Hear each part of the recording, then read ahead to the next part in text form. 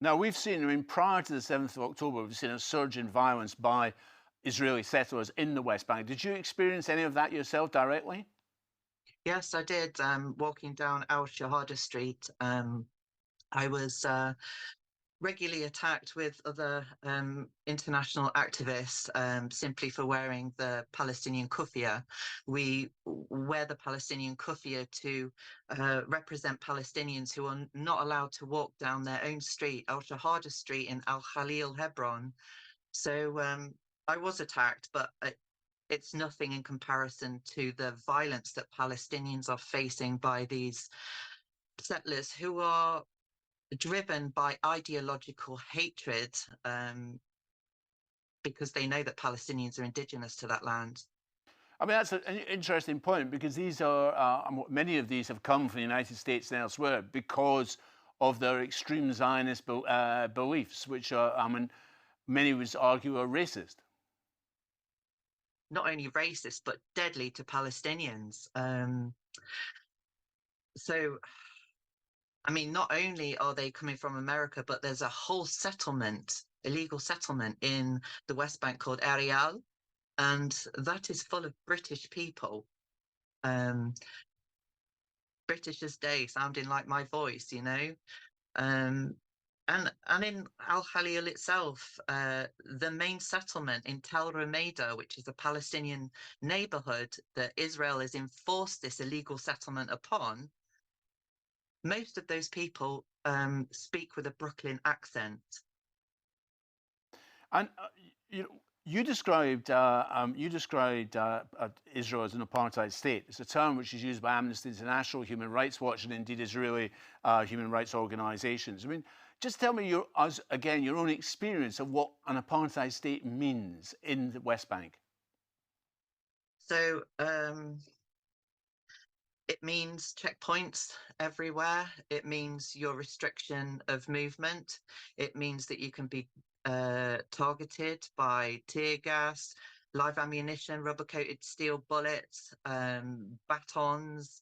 It means that you can be arrested in the middle of the night without charge or without trial. It means you can be put in administrative detention, which was a British law, a British rule, which Israel has continued to extend. It means that you can't build upon your own land. It means that you can be ethnically cleansed from your land. It means that you can be without rights in a refugee camp. It means that your siblings could be murdered at any time. It means that that you have a different ID card to everyone else. It means that that every single facet of your daily life is dictated to by somebody that looks down on you, that hates you, that wishes to see you beneath their boot. That's what it means. And I can't effectively describe I mean, what it's that's like an living under interesting them. point because when we talk about an apartheid state in the West Bank, those settlers operate under Israeli law. And as Yes, you've pointed out, the indigenous Palestinian population are under a completely different legal system inherited from the British administrative detention, which we've seen thousands since the 7th of October, and before that, put in detention, including children. that's right. That's right. I mean, I just can't effectively describe what it is like for Palestinians. It really is an evil system that they are forced to live under. They're under a militarized law. They're under a military occupation, and it's the army that that deals with them. And with the Israeli settlers, they're under civil Israeli law, so they just get dealt with by the police. Very rarely. There's always disparity there. Okay, so we're just going to watch this clip of settler violence involving Israeli children in the West Bank to reinforce the point you're making.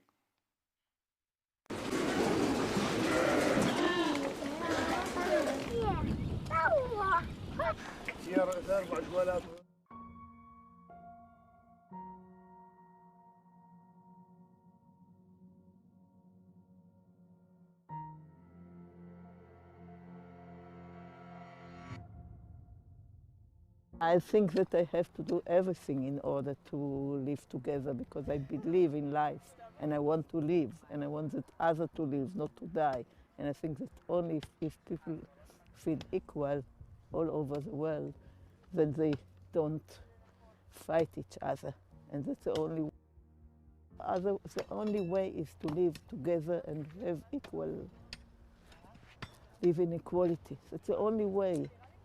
So I don't know what will happen, but that's my way. I'm anti-violence. I don't think that anyone is winning the war. Everyone is. People are dying, and I think that everyone wants to live. So that's my way. קור הוא קיבל 370 דונם. עכשיו הקפיצו לו את דונם, וזה על עכשיו הוא קיבל. וזה רק בגלל המלחמה ובגלל אורית המחשב רואה.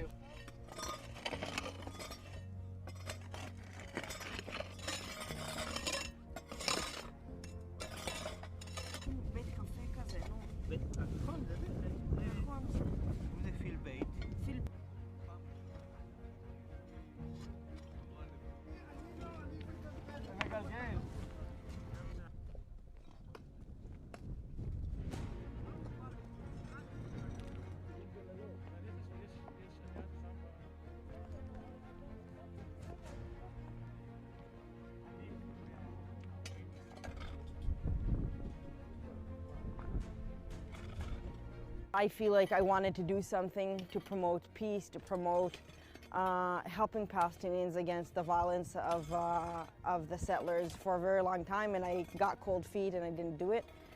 And ever since the war, it seems like everybody is in such a rage and everybody is in so much anger and like everybody is taking action. So I felt like if I believe in peace, I should take action too.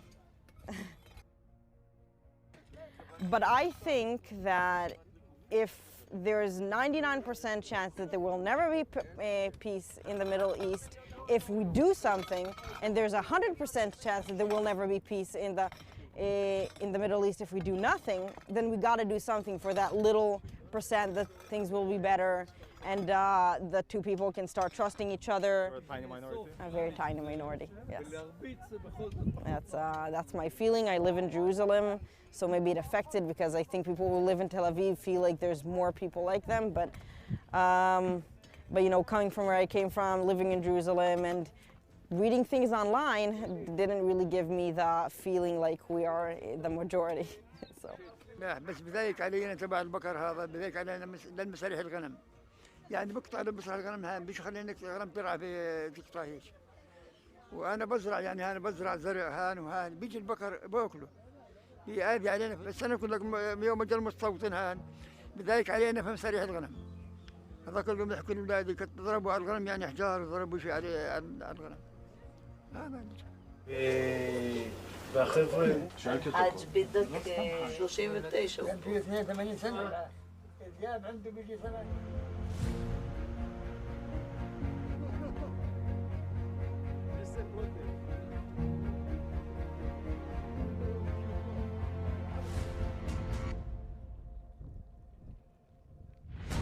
Welcome back. Just to correct what I said earlier, that was a report of Israelis shielding Palestinian farmers from settler violence.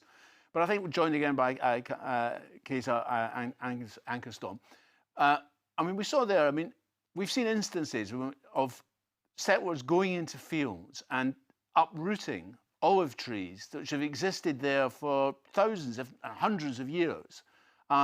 And yet they seem to be able to act with impunity. The Israeli Defense Forces look on and indeed assist them if necessary.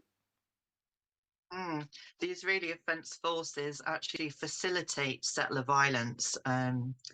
They will overlook them from a distance and watch the violence unfold and intervene if it seems like the Palestinians are defending themselves effectively. They'll fire tear gas, they'll go in and they'll separate them. And not only that, we've actually seen Israeli forces go into Palestinian villages with armed settlers in recent months, into villages in order to carry out a campaign of ethnic cleansing. terrorizing the whole community. Now, while we should concentrate on the killings of Palestinians, we have also seen British activists being targeted by the Israeli Defense Forces. We have, yes. Rachel Corrie, well, she was American, and she was run over by an Israeli bulldozer. There was a journalist who was killed as well. I believe his name was Tom.